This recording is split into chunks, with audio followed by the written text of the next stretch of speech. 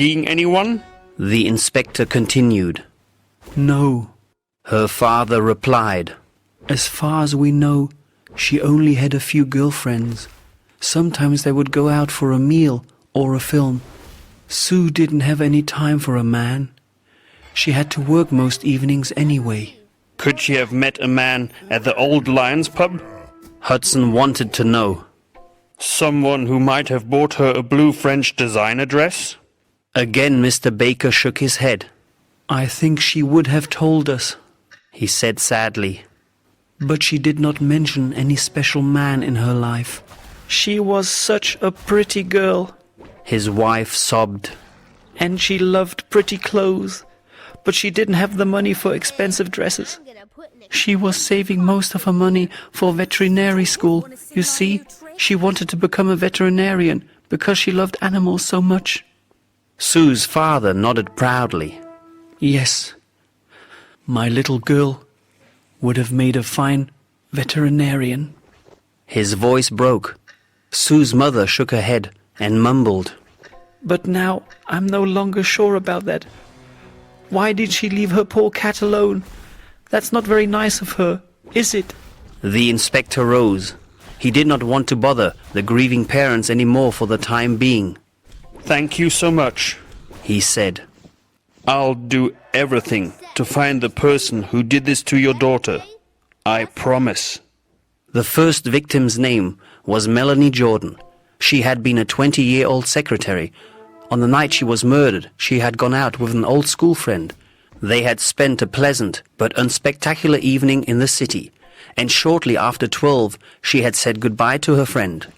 The next morning a dock worker had found her on the banks of the River Thames, strangled, and wearing that beige dress. Of course, Hudson's colleagues had already interviewed her family, friends and co-workers. But there was a new question they had not asked yet, simply because it had not come up before. He made a few phone calls. Did Melanie recently buy a beige French designer dress? He asked one witness after another. Not that I know of. Her best friend said. She couldn't afford expensive clothes. Her mother said. She didn't wear a beige dress that night. Her old school friend said. Let me see. Oh yes, she was dressed in jeans and a red cotton top. She had taken along a jacket, but she didn't put it on because the evening was so mild. Looks like the man who killed the two women is also the man who bought those two dresses, Hudson thought. The same man who sent us the belt and calls himself Jack the Skipper. Again he wondered if there would be another note soon, and another murder after that. On the outside, Gray's was an unspectacular building in one of the narrow side streets found in West End. It had a fresh white coat of paint. The window frames and the beautiful old wooden door were painted blue. Only a small brass sign over the heavy door, which read Gray's Boutique, told the inspector that he was entering the right shop. He stepped into another world. The high walls and the ceiling were as blue as the sky. The far wall was decorated with some abstract paintings. The floor was covered with white sand. There were 3 tall potted palm trees in different corners. Dresses, skirts, blouses, trousers, and jackets were arranged on hangers that hung from thick white ropes along the other 3 walls. A sandy-colored wooden booth, in the form of a pyramid, was in the center of the large sales room. Its shelves were filled with jumpers, t-shirts, and accessories. An old brass cash register was sitting on a small wooden table in front of the pyramid. Exotic music was coming from somewhere. Hudson looked round, but he could not see any speakers. The music seemed to be coming from behind the potted palms. A woman left the row of colorful blouses she had been admiring. "Don't you just love their desert theme?" she asked, while passing him to look at the next row of colorful blouses. What? Oh yes, certainly, he said. It's rather creative. The only thing that's missing is a camel, he thought to himself. A young shop assistant, dressed in white shorts, a white top, and white sandals came up to him. May I help you, sir? She asked. Is there anything particular you're looking for? No, I mean yes. I'm looking for the manager. He showed her his badge. Inspector James Hudson from Scotland Yard. Scotland Yard? The young assistant asked, shocked. Why? What's wrong? Would you please just get the shop manager? Hudson said patiently. Oh, yes, of course, sir. The flustered girl ran off. The woman who had been inspecting her third row of blouses turned round. Still holding up a very pink blouse, she glanced at the inspector. The yard? Here at Gray's? What are you looking for? An illegally imported camel? Not really. Hudson shook his head. But if I were you, I would stay away from that pink. Without so much as another glance, she marched off to a row of pastel ensembles. Half a minute later, the flustered shop assistant returned with the flustered shop manager. Emily Gray? She introduced herself nervously. I'm the owner of the shop. How may I help you? I need to ask you some questions in reference to an investigation. Hudson explained. Is there a room where we could talk privately? Oh, of course. Please come along this way. Miss Gray led the inspector into her office and offered him a seat. Then she sat down and brushed back her long black hair. So, what brings you here? She asked, businesslike. Surely not our unique desert theme? The inspector studied her for a second. She was a good-looking woman, about 40, even though her features were a bit hard. But then it probably was hard work to keep a trendy boutique like this one successful year after year. Aloud, he said, No, of course not, although it certainly is impressive. But the reason for my stopping by are the 2 murder victims we found on the banks of the Thames. I'm sure you've heard about them. Oh, yes. I read in the Times that they found another poor woman yesterday, didn't they? How horrible. She shook her head in disbelief. Who would do something like that? That's what I'm here to find out. You see, the dresses the 2 women were wearing when they were found both have the label Petite Fleur du Jardin. I understand you carry that label in your collection? Petite Fleur du Jardin? Emily Gray asked, shocked.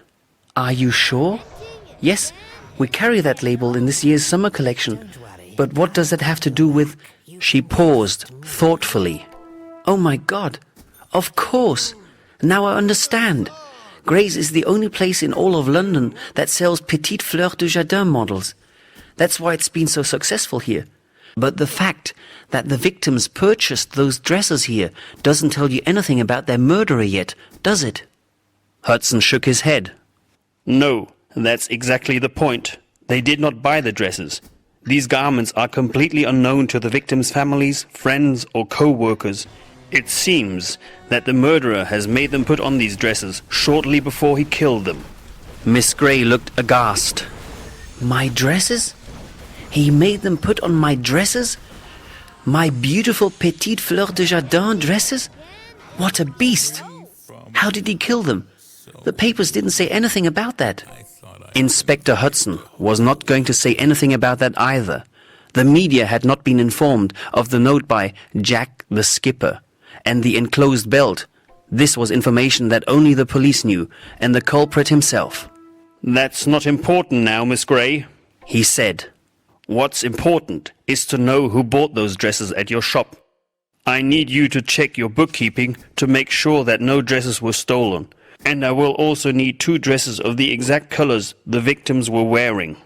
Miss Gray said uncertainly. I'm not sure if my sales personnel will actually remember the customer who bought those dresses, but I certainly can help you out with the sample dresses. What colors are they? One is beige, and the other one is a kind of a brilliant dark blue. Oh yes, I know which ones you are talking about. The uni-colored V-neck dresses with the ruffled skirt and the slim belt. Those sell really well. Why, we must have sold at least 10 of each. That's because they are very reasonably priced for 100% of pure silk and such a flattering cut. Let me show you. She rose from her chair and walked to the door. The inspector followed her back into the sales room, past the cash register. The woman who had been so interested in blouses was just paying for her newest treasure. Hudson noticed with a quick glance that she had not picked the pink blouse, but one in a greyish green. She looked up and saw him look at her purchase. Very pretty. He nodded, grinning. It's definitely you. Have you found the camel yet, Inspector? She replied, You may want to check out the dressing cabins. Grabbing her shopping bag, she walked out the door. All 4 shop assistants were completely dressed in white to match the desert theme, but they could not remember a man buying the dresses in question. 1 or 2 women were accompanied by the husband or boyfriend. Mandy said. But I can't remember selling those dresses to any male customer. Jacqueline could not remember whom she had sold any of the dresses to, and Sandy could not even remember selling any dresses to anyone. But Bernadine remembered something. Oh yes, there was this chap who came in a few months ago, at the beginning of the summer season. I remember that because back then we still had these dresses in all colours. We had not sold very many yet. Yes, and? The inspector asked impatiently. Did he buy 1 or more dresses? What did he say he wanted them for? What did he look like? Bernadine shook her head. No, he didn't buy any dress, but he kept going back to the blue ones. It's called Summer Sea. I showed him the dress in all colours, but he seemed to be particularly interested in the blue one. He even took it outside and held it into the daylight, but then he put it back and said his wife had better try it on first, since she was very particular about colours.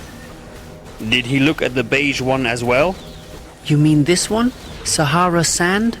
The girl frowned while she was trying to remember. No, actually he was only interested in the blue one and the green one. That one is called Cool Mint, but he was more interested in the blue one. What did he look like?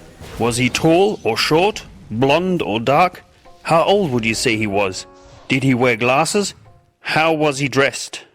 The inspector wanted to know. He was, I don't know, normal, I guess. I mean, he wasn't particularly good-looking. She only notices the good-looking ones, Jacqueline remarked. Hudson rolled his eyes. Can you remember anything else about that man? Old or young? Anything? He asked. Bernadine was thinking hard. He must have been about 30 or 35 at the most.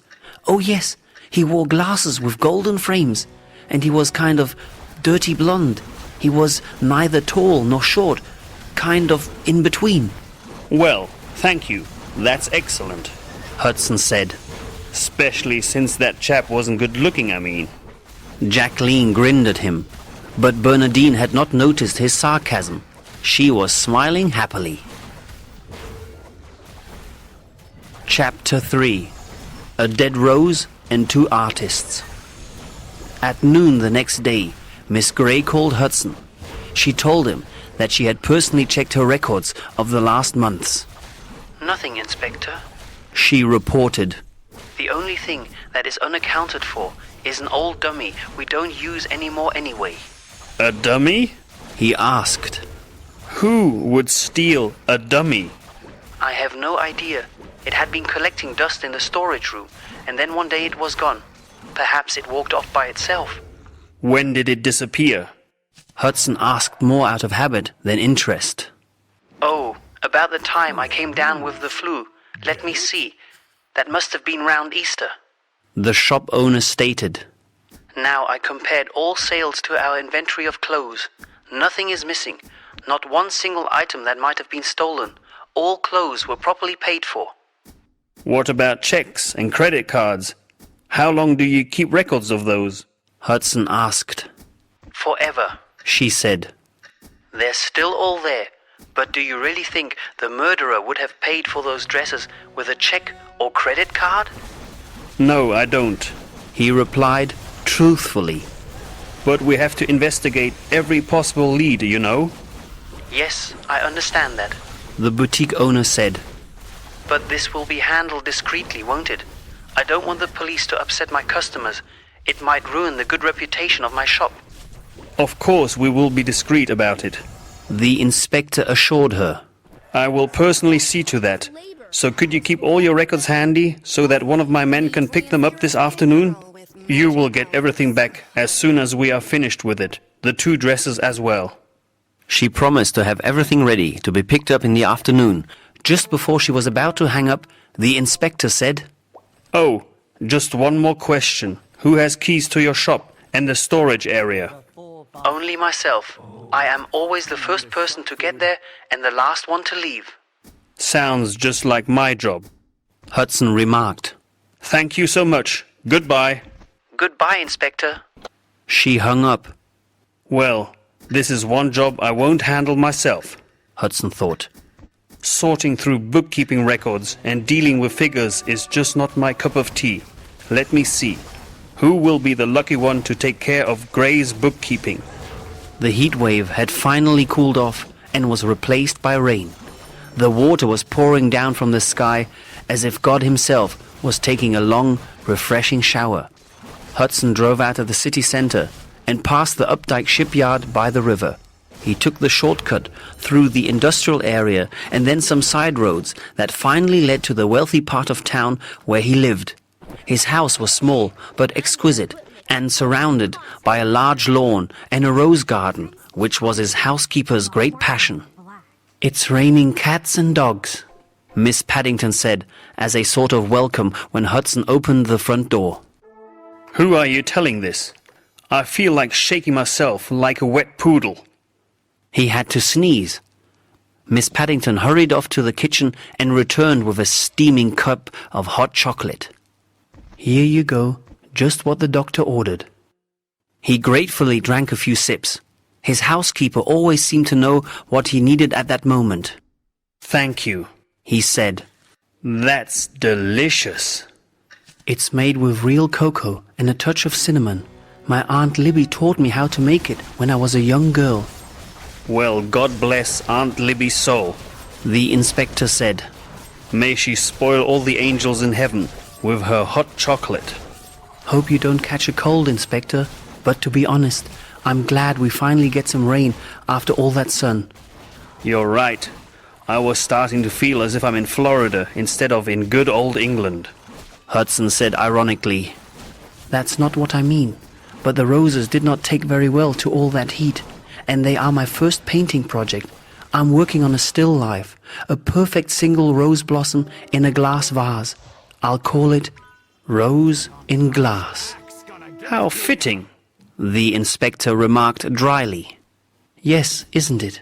she said proudly. "But before I could finish, all the blossoms died on me because of the hot weather." Then why don't you just call the painting Dead Rose in Glass? Or you could call it Rose Dying in Glass. Miss Paddington did not like it when the inspector made jokes like that. "That's not funny, Inspector. You've had too many death investigations," she said curtly. "And being all by yourself doesn't help either, you know. Have you seen that nice lady lately? What's her name? Elvira?" Having made her point, the housekeeper took his empty cup and left him by himself to think about that nice lady, Elvira. Perhaps I should get a cat, he thought. They are just as complicated as women, and they have just as long claws, but you don't have to impress them with compliments. Inspector Hudson was no longer thinking about cats. He was thinking about the stranger one of the shop assistants had mentioned. How to find the male customer who had shown such interest in the blue dress. Well, the only way to do that was through the media. The shop owner would probably not be too thrilled about that, but then it might even boost her business if the dresses were displayed attractively inside the store. Oh, so what, he thought. We will even mention that desert theme. That should make her happy. The young investigator who had to sort through Gray's bookkeeping records confirmed what the boutique owner had already told Hudson. Everything was totally correct. No dress could be missing from the inventory. "We're still checking into the purchases that were made on credit card or by check, sir. So far the customers have been able to show us what they bought at Gray's. We're only waiting on 3 more customers who couldn't be reached yet. By the way," the young officer continued, "the woman who found the second victim, her name is Jennifer Clearwater, is among Gray's customers. We are still waiting for the results there because she and her husband are on holiday right now. But the amount she paid by credit card is less than the price they asked for one of those dresses. So it can't have been a dress she bought. The shop assistants think it was a bikini or something like that. So, that's not a lead. The inspector said, shaking his head. Actually, so far every lead has turned into a dead end. Well, get back to me as soon as you have talked to the remaining customers, and thank you. You're doing a good job. The young officer flushed with surprise. Why? Thank you, sir, he said, and hurried off to do an even better job. Why is it so much easier to compliment a subordinate on a job well done than it is to pay a compliment to a beautiful woman? The inspector wondered. You always call when I'm in a hurry, Elvira said. How do you always know when I'm getting ready to leave? I don't. Hudson replied lamely. Sorry to bother you again so soon, but we're not getting anywhere in the Thames murder cases. All we know is that the murderer must have bought the dresses at Gray's or somewhere far away in another big city. This Petite Fleur du Jardin stuff is only sold in a few very exclusive shops, as we found out. Therefore, I need your help. He sighed. He liked to call Elvira, but he hated to have to ask any favors of her. She seemed to have heard his sigh, because her voice softened immediately. How can I help you out? I don't know any more about those dresses than you already do. But you socialize with the kind of people who buy clothes like that. People who can afford those prices, I mean. We're probably looking for someone with money. Some clown who can go out and buy 2 very expensive dresses just for the thrill and the kill, so to speak. Nice wordplay, James, Elvira said. But a sad subject. That's how I feel too. I have to find the bastard before he strikes again. What makes you think he will strike again? The inspector could not tell her about the pattern he was beginning to see, the full moon and the same type of dress. Let's just call it an instinct. I have a feeling he will kill again, and soon. Tell you what, I will see what I can find out. I will ask all my friends in high places a few discreet questions, without mentioning you, of course. By the way, how did you like the paintings? What paintings? He had no idea what she was talking about. The paintings in Gray's boutique. O.U. Gray's paintings. Didn't you see them? 3 of them are hanging on one of the walls. They bear his artist initials, O.U.G. O.U. Gray's paintings? Who is O.U. Gray? Miss Gray's husband? He asked in confusion. But she said she was divorced. O.U. Gray is her twin brother, Elvira explained patiently. He is a very talented local artist, very in at the moment, does abstracts. He has developed his own soft flowing style, so his pictures always look as if they were taken underwater. Some critics already call him a genius. The inspector, who could not tell the difference between a rose in a glass from an abstract rose underwater, was surprised. Miss Gray had not mentioned that she had a brother, so there was another man around who could have somehow taken those dresses. Elvira? What? Oh, James? She asked in her sultry voice that made him want to call her more often. You know what? You just gave me an important new lead. O.U. Gray. I had no idea about the man. Thank you. Thank you so much. You're quite welcome, but now I've got to run. She wanted to hang up on him, but he stopped her just in time. One more thing, he said. What is it? That peachy dress you were thinking of buying. I saw it in the shop. He stuttered. And you would look great in it. Are you sure now? She sounded amused. No, I mean yes.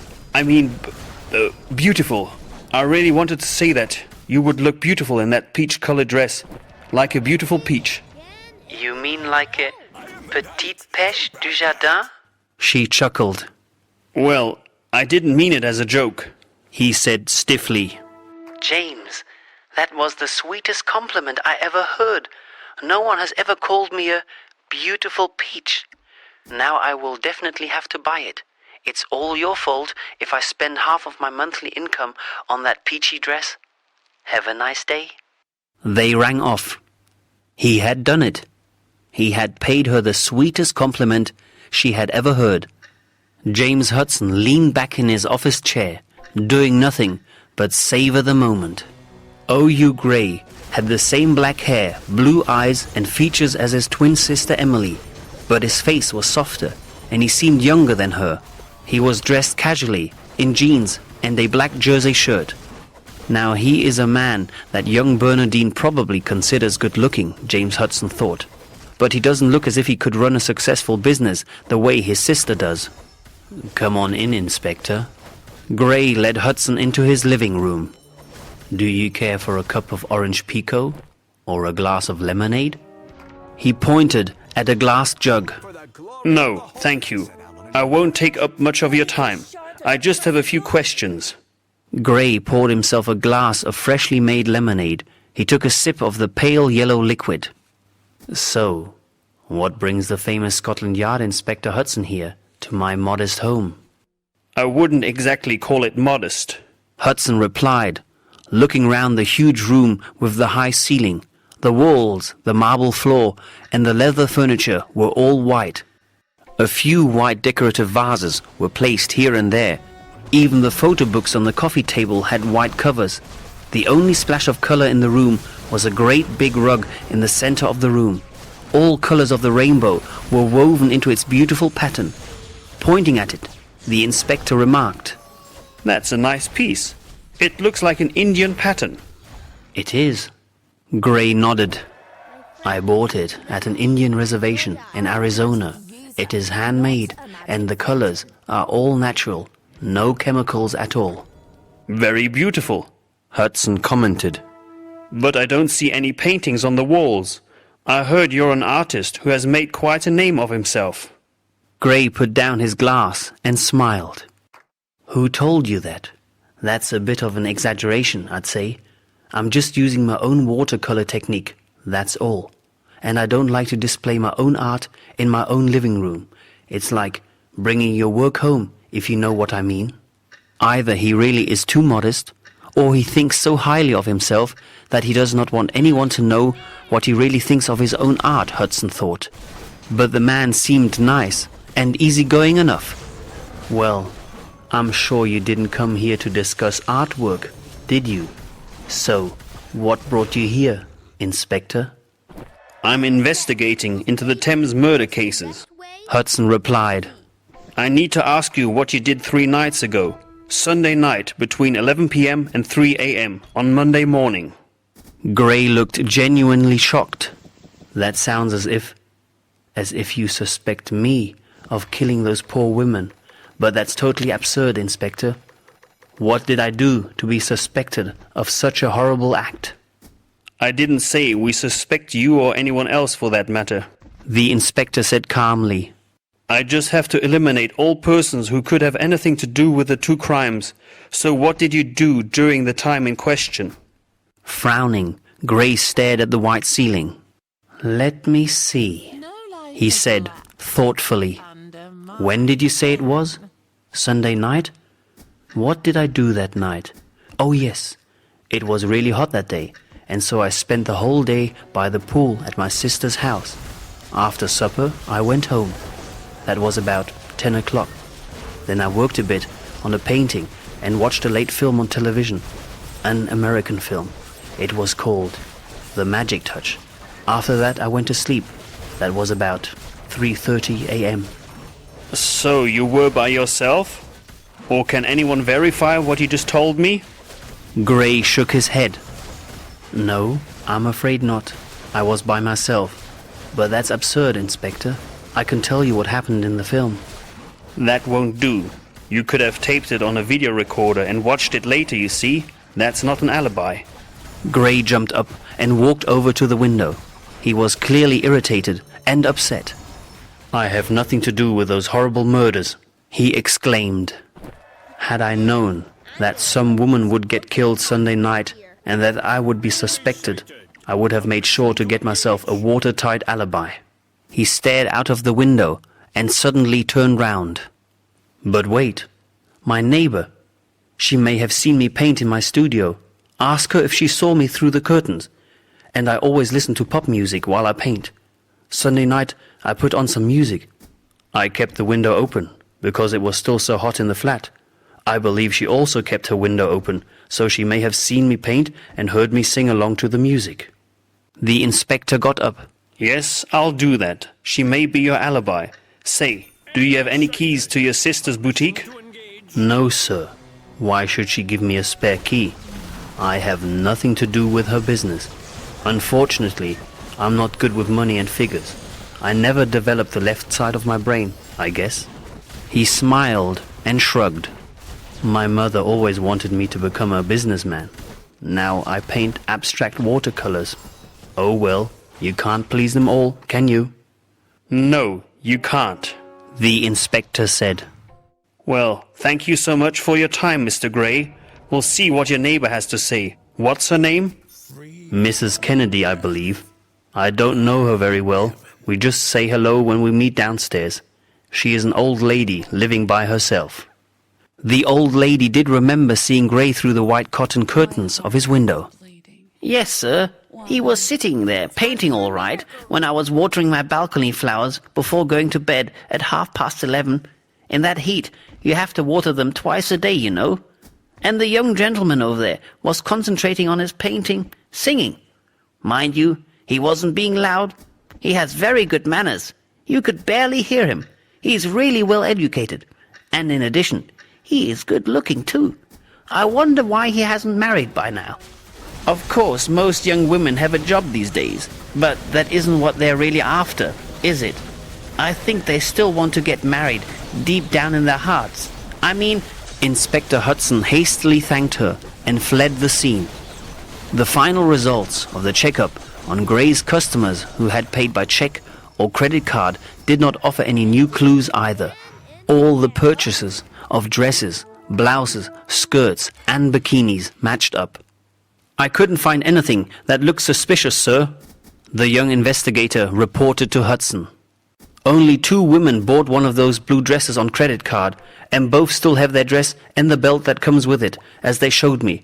One woman bought a beige dress and paid with a check, but she still has the complete garment as well, and she just bought it 2 weeks ago. Then, that was after the first murder. The inspector murmured and shook his head. This is leading us nowhere. But thank you anyhow. Thursday morning, the London Times ran a short article on the male customer who had shown such interest in the blue Petite Fleur du Jardin dress a few months before. The article only said that he may be an important witness to the 2 crimes and should report to Scotland Yard immediately. The paper also printed 2 pictures. One displayed the blue dress on a hanger next to one of the potted palm trees. The other one showed the sales room, pyramid and all. The reporter even mentioned our desert theme. Miss Gray said happily when she called the inspector in the afternoon. Our sales have doubled since this morning. Now everyone is keen on buying Petite Fleur du Jardin dresses, especially the blue ones. Thank you for making sure that the press presented Gray's so nicely. But the man with the special interest in the Summer Sea model did not step forward. Perhaps he was on holiday. Perhaps he did not read the papers. Or perhaps he was the murderer. Chapter 4. Inspector Hudson receives a letter. Then Sue Baker's father called to report that his wife had remembered something about a secret admirer their daughter had mentioned to her. A secret admirer? Hudson asked. Yes, sir. My wife is feeling a bit better. Of course, she isn't over the loss of our daughter yet, but at least she can now accept the fact that Sue is gone. Mr. Baker said. And she just remembered that Sue had said something about a man showing a lot of interest in her. The inspector was all ears. Did she say who he was? Did she give a name? No, she just said that he was in a difficult position and did not want her to talk about him. She shouldn't tell anyone before he had sorted out his problems. My wife got the impression that he might be married. Sue only mentioned him because her mother found a pearl necklace in her room while cleaning it. So she asked Sue where she got those pearls, and after a bit of questioning, Sue told her. Can your wife remember anything else Sue might have mentioned? Like where she met this man, how long she had known him, things like that. Hudson heard Sue's father sigh sadly. No, Inspector. Believe me, I would tell you if I knew. The murderer of my daughter must be punished for what he did to her. Yes, sir. Hudson said with great respect for the grieving father. I feel the same way. None of Sue's girlfriends knew anything about a secret admirer. Neither did the two other waitresses at the Old Lion's pub. A secret admirer who gave her real pearls? How thrilling! The waitress from Jamaica said. I wish I had a secret admirer like that too. Then I'd quit this place in no time. Would you like a glass of pale ale? It's our special brand. The inspector shook his head. Thank you, but I never drink alcohol while I'm working. The pretty waitress glanced at Hudson. What about after you're done working? She asked sweetly. It's on the house. Smiling, Hudson had to decline her offer. The other waitress, who was from Newcastle and had to work on her day off to replace Sue, shrugged. If I were you, I'd ask Paul about that secret admirer stuff, she said in a tired voice. He was keen on her, and he happens to be married. Aren't all secret admirers simply married chaps? Plus, he's making a lot of money from this place. Not that we see a lot of it, though. So, Paul is the owner of this pub? James Hudson inquired. He looked appraisingly at the noble wooden floor and wall paneling. It looked like real cherry wood. Yes, Inspector. You can find him in his office. It's right back there, next to the kitchen. The man who opened the door to his office looked distressed. Yes? He asked. Inspector Hudson introduced himself and flashed his badge. Are you the owner of this pub? He asked. Yes, so what? I understand Sue Baker worked here, Hudson said. Therefore I must ask you a few questions. Paul Winfield frowned. He was about 35 and had blue eyes and thick brown hair. He had rough features and a tiger's head tattooed on his upper arm. Bernardine would probably have found him a good-looking boxer sort of chap, James thought. But your men were already here on Monday, asking all kinds of questions. So why are you snooping round here now as well? Didn't I read in the papers about you? Aren't you the chap the yard always puts in charge when a case is hopeless? If you want to put it that way, then I'm the one. Hudson replied calmly. So, why aren't you out there, finding the one who did that to Sue? Paul Winfield asked, outraged. That's exactly what I'm doing, sir, Hudson said. I need to ask you if you might have given her a pearl necklace. Some man she called her secret admirer gave her said necklace, and it was more than likely a married man with a high income, like yourself. Winfield pushed his chair back and rose. What is this? An interrogation? Are you suspecting me of having killed poor Sue? Me? With a few quick strides, he walked over to the small window and turned his back on the inspector. Why on earth should I go and kill Sue? I liked her. Everyone liked her. She couldn't hurt a fly. Why would anybody do something like this to her? His voice broke. To the inspector's surprise, the tall man with the broad shoulders started to cry. His back still turned on Hudson. He sobbed. Sue and I mean, there was nothing between us. I have a wife and children, you know. But I really liked her a lot. Well, yes, I did give her those pearls. I would have liked to give her a lot more, but, oh well. He got a hold on himself, wiped his eyes with the back of his hand, and turned round. Inspector, he said pleadingly, you must believe me. I could never have killed her. I want to believe you, Hudson responded. Even though the man had known Sue and might have had a motive to kill her, that still did not explain the murder of the first victim, unless he happened to have known her too. But still, Hudson had to check if Paul Winfield had an alibi. It was simple police procedure. Just tell me where you were last Sunday night between 11 and 3 o'clock the following morning, just so we can eliminate you as a possible suspect. At home. Ask my wife, The pub owner answered. I closed up here and left about 11:15, as usual. Then I drove straight home. When did you get home? About half an hour later. Driving home takes about that long. And your wife was home? Can she confirm that you arrived home round 11:45? Winfield nodded. Of course she can confirm that. She was still awake when I got home. Not the best of alibis, the inspector thought. A wife can confirm anything if she does not want to send her husband off to prison.